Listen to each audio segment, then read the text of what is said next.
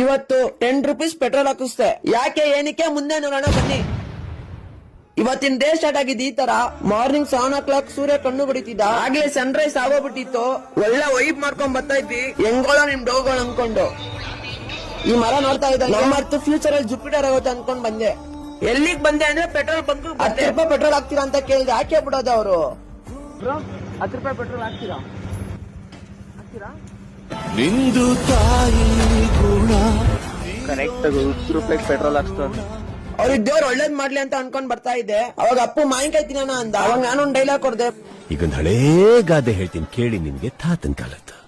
ಮಾವಿನಕಾಯಿ ದುಡ್ಡು ಕೊಟ್ಟು ತಿನ್ನಕಿನ ಕದ್ಬಿಟ್ಟು ತಿಂದ್ರೆ ರುಚಿ ಜಾಸ್ತಿ ಅಂತ. ಹಂಗ ಹೇಳ್ತಾ ಇದ್ದಂಗೆ ಮಾವಿನಕಾಯಿ ಮರ ಕಂಡ್ಬಿಡೋದು. ಅವಾಗ ಅಪ್ಪು ಕದ್ಯಪ್ಪ ಅಂದ. ಅವಾಗ ಸಿಗಾಕೊಂಡ್ಬಿಟ್ಟೆ ನಾನು.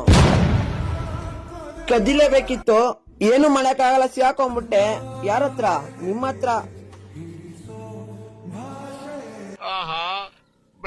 ಕೇಳಿದ್ರು ಬರ್ತಾ ಇರ್ಲಿಲ್ಲ. ಜೋರಾಗಿ ಹೇಳ್ದೆ. ಆಮೇಲೆ ಪಟಕ್ ಅಂತ ಬಂದ. ಜಂಪರ್ ಬಿಟ್ಟು ನಾಯಿ ತರ ಓಡ್ದೆ.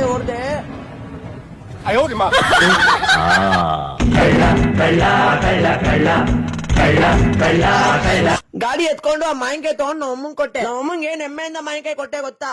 ಅಮ್ಮ, ಈ ಪ್ರಪಂಚದಲ್ಲಿರೋ ಬಂಗಾರನೆಲ್ಲ ನಿನಗ್ ತಂದು ಕೊಡ್ತೀನಮ್ಮ. ಎಲ್ಲರೂ ಬಂದು ತಿನ್ನ ಕೊಡ್ತಾರ ಮಗ.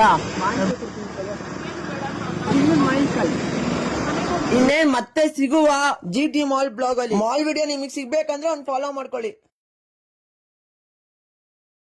ಏನಪ್ಪ ನಿಂದು ನೆಕ್ಸ್ಟ್ ಗೊತ್ತಿಲ್ಲ ಅಂತ ಹೇಳ್ಬಿಡೋ ಹುಚ್ಚುಡಿದ್ ಬಿಡ್ತೇನೆ ನನಗೆ.